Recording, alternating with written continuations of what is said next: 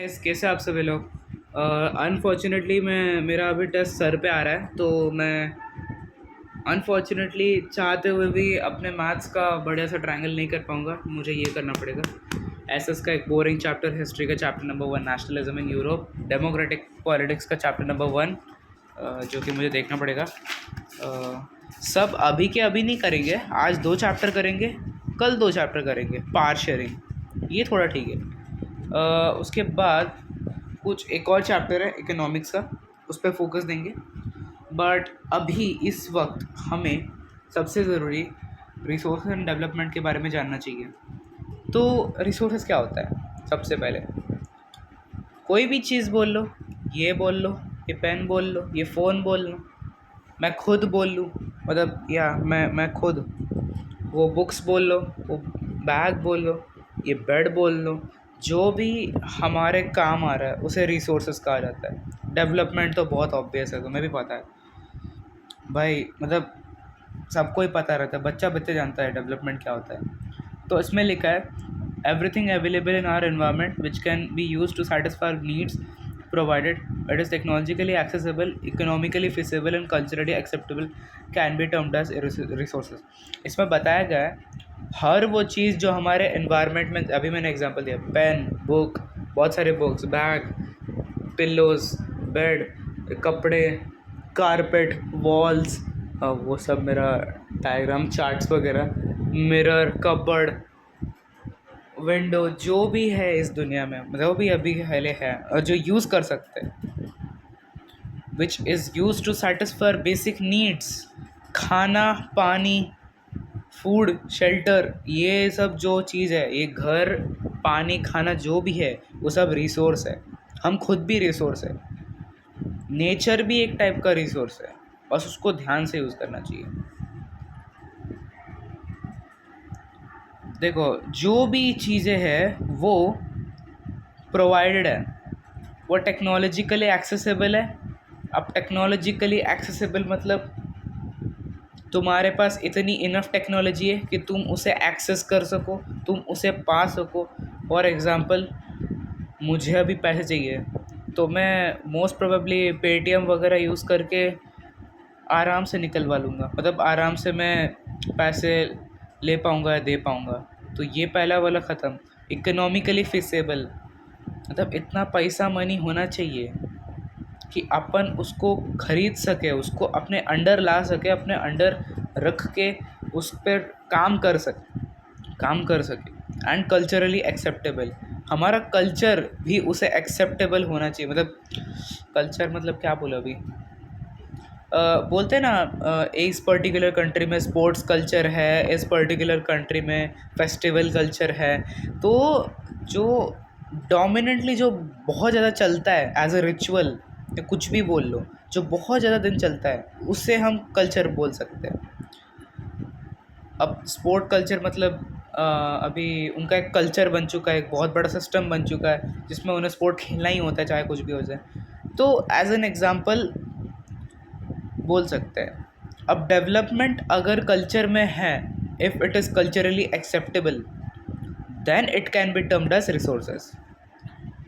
तो इसमें दिया है ट्रायंगल, फिजिकल, एनवायरनमेंट, नेचर, ये बीच में ह्यूमन बींग है। ह्यूमन बींग क्या यूज़ करके डेवलपमेंट करता है? Resources such as physical environment, nature, प्रकृति, टेक्नोलॉजिकल यंत्र और इंस्टीट्यूशंस। संविधान नहीं है।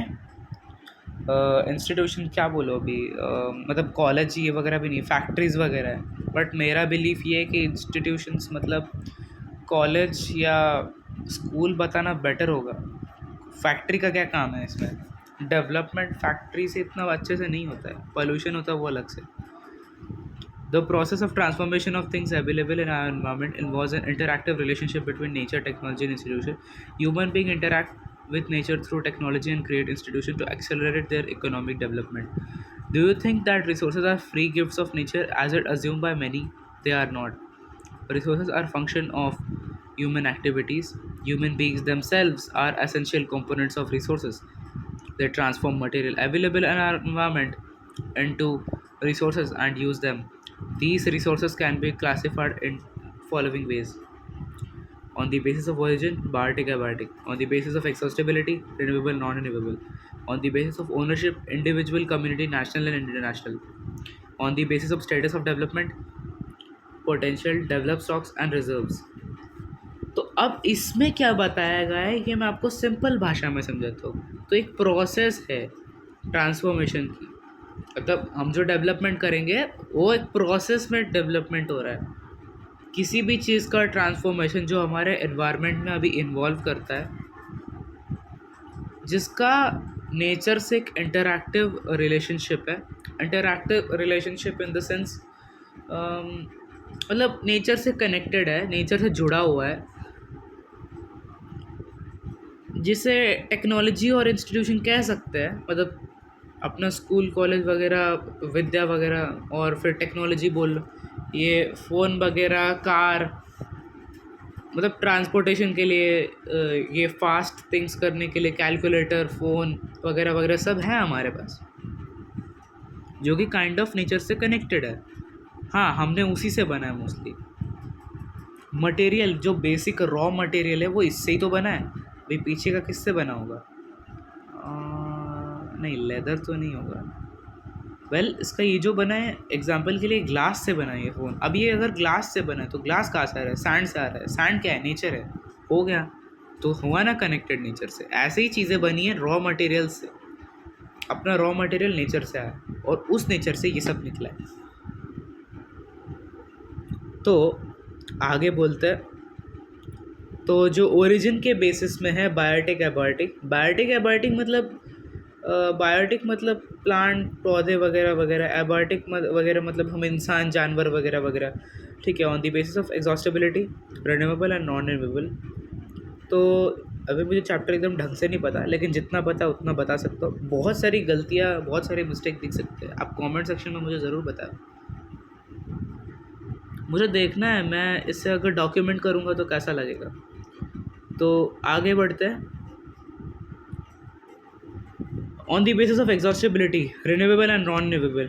On the basis of ownership, मतलब एग्जॉस्टिबिलिटी मतलब भी सामान वगैरह, क्या पहाड़ बोल लो, ये नदी बोल लो, ये इलेक्ट्रिकल पोल बोल लो जिससे हमारा वाईफाई आता है और जिससे हमारा फ़ोन चलता है, और जिस फ़ोन से अभी तुम मेरी वीडियो देख रहे हो।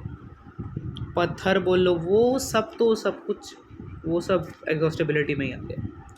रिन्यूएबल एंड नॉन रिन्यूएबल, अब इसमें टाइप्स दिया हुआ है। रिन्यूएबल और नॉन रिन्यूएबल का डिफरेंस दिया हुआ है। नॉन रिन्यूएबल मतलब उसको भी दो भाग में डिवाइड किया, रिसाइक्लेबल मेटल्स और नॉन रिसाइक्लेबल फॉसिल फ्यूल्स। देखो, रिसाइकल का मीनिंग तो बहुत लोगों को पता होगा। मेटल को हम रिसाइकल कर सकते हैं, वापस से ला सकते हैं, वापस से सस्टेन कर सकते हैं। इन द सेंस ला सकते हैं, इन द सेंस सस्टेन कर सकते हैं। जिसको रिसाइकल नहीं कर सकते, सस्टेन नहीं कर सकते, उसे बोलते हैं फॉसिल फ्यूल्स।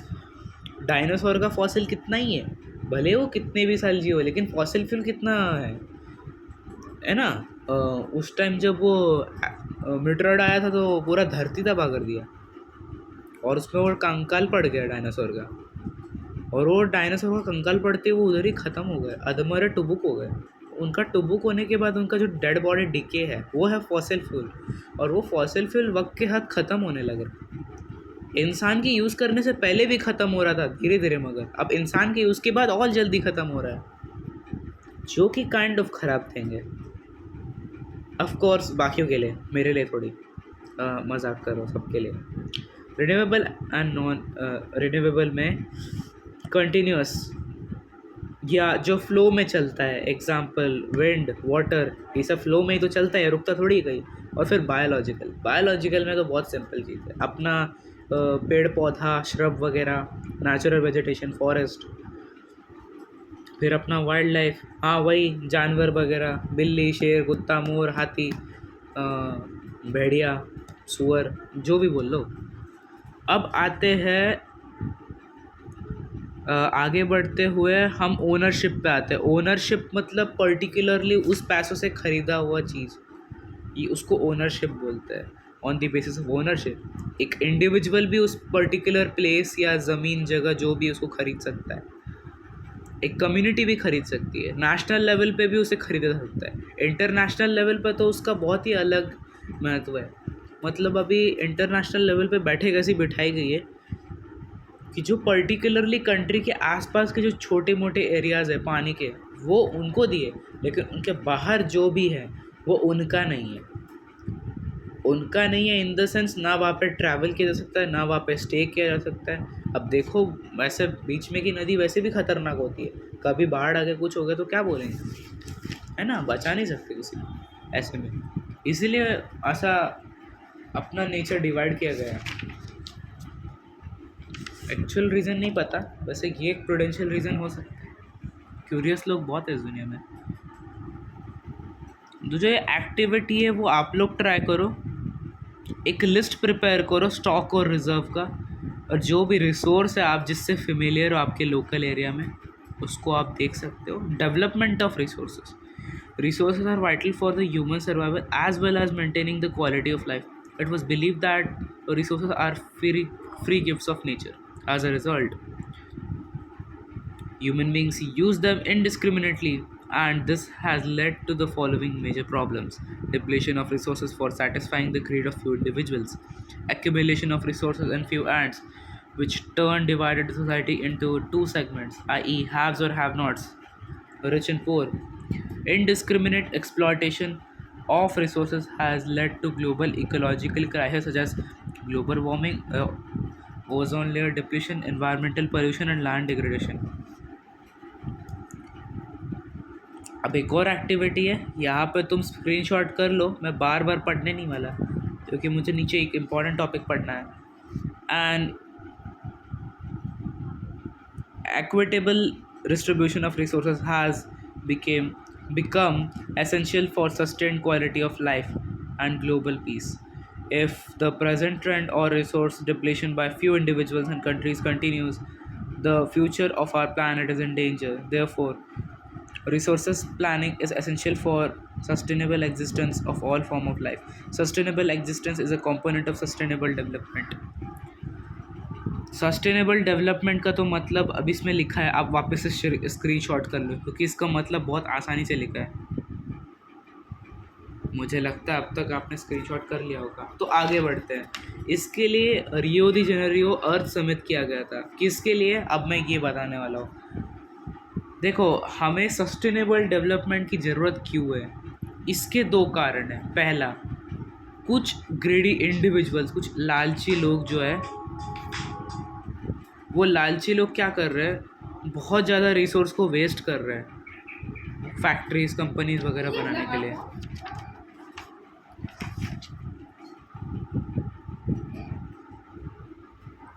हाँ, तो कुछ लालची लोगों ने हमारे रिसोर्स को बहुत डिप्लीट कर दिया, बहुत ज़्यादा ख़राब कर दिया, बहुत कम कर दिया। आज आप देख रहे हो अपने आस पड़ोस में पेड़ देख लो कितनी बचे, और 2 साल पहले देख लो कितने थे। आपको डिफरेंस अपने आप समझ में आ जाएगा इन अमीरों का। मतलब कुछ अमीर लालची लोग, एक्यूमुलेशन ऑफ रिसोर्सेस, मतलब कुछ हाथों में रिसोर्सेज ज़्यादा आने से सोसाइटी डिवाइड हो गई 2 सेगमेंट्स में, एक जिनके पास है, दूसरा जिनके पास नहीं है। गाइस 1 मिनट, मुझे अपना दरवाज़ा लॉक करना पड़ेगा, ये मेहमान आते कुछ पढ़ने भी नहीं देते। हाय ओम, क्या कर रहा है, क्या नहीं कर रहा है, अरे मैं बता दूँ क्या करूँ। चलो आगे बढ़ते हैं। अभी मेरे लिए इम्पोर्टेंट है ये मुझे पढ़ना है, टेस्ट आएगा, टेस्ट में मैं रिज़ल्ट और मार्क्स दोनों आपको दिखाऊंगा और देखते हैं कैसा आता है, ख़राब आता है कि अच्छा आता है। गाइस प्लीज़ लाइक कर दो अगर आपको लगता है कि मुझे अच्छा आएगा, और सब्सक्राइब कर दो अगर आपको लगता है मुझे ख़राब आएगा। तो आगे बढ़ते हैं। रियो दी जेनेरियो समिट 1992।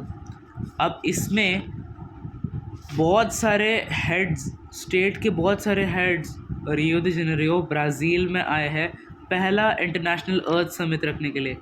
जो अर्थ समिट था वो अर्जेंट प्रॉब्लम्स के बारे में बता रहा था, बिकॉज़ ये सब हरकतें, इन लोगों की हरकतों ने यहाँ पे बहुत सारे इनडिस्क्रिमिनेट एक्सप्लॉयटेशंस, बहुत बेकार में रिसोर्स वेस्ट किया, बहुत लकड़ी काटा, बहुत जानवरों को मारा, बहुत जंगल वगैरह गंदे कर दिए, बहुत पानी ख़राब कर दिया, बहुत कचरा कर दिया। हमारी गंगा नदी देख लो हमारे इंडिया की कितनी ख़राब है, और अरावली हिल्स का तो हाल ही बुरा कर रहा है। वहाँ पे माइनिंग, कंस्ट्रक्शन, कोई तो अपना होटल बना रहा है बिना पूछे। हेल्थ की तो पहली वाट लगा दी, और पोल्यूशन देखो कितना भयानक है। मैं यहाँ पे अभी कैमरा करके दिखाऊंगा ना, पूरा धुआं धुआं दिखेगा सब जगह। यही एक प्रॉब्लम है, पॉपुलेशन एक मात्र प्रॉब्लम नहीं है इसका, कुछ ग्रेडी इंडिविजुअल्स इसे प्रॉब्लमेटिक बना रहे हैं। उसके कारण बहुत सारे इकोलॉजिकल क्राइसिस आ रहे हैं, बहुत सारे चीज़ें आ रही हैं। ग्लोबल वार्मिंग बोल लो, बहुत ज़्यादा गर्मी हो रही है। आज की डेट में तुम देखोगे, आज की डेट कितनी, 19 तारीख है आज, तो आज है 19, शायद 7, हाँ 2026, नहीं 19/6/2026। तो इस डेट में अभी आप देख लोगे, आप खुद बाहर चल के अपने घर के बाहर निकल लो, गर्मी इतनी ज़्यादा है, आप वहीं पे टपक गए हो। मजाक कर रहा हो, ऐसा कुछ होने नहीं वाला, बट कितनी भयानक गर्मी है, तुम जल जाओगे almost. Ozone layer depletion, ozone layer depletion का मतलब ये हमारे अर्थ के पास एक एटमॉस्फेयर है, एक परफेक्ट ओजोन लेयर है, एक परफेक्ट मैग्नेटिज्म और अच्छे खासे नेचर से चला हुआ एक बढ़िया सा प्रोटेक्टिव लेयर है, जो हमें सन की पावरफुल यूवी रेस से बचा सकता है, हमें जलने से भी बचा सकता है ऑब्वियसली। बस सॉरी,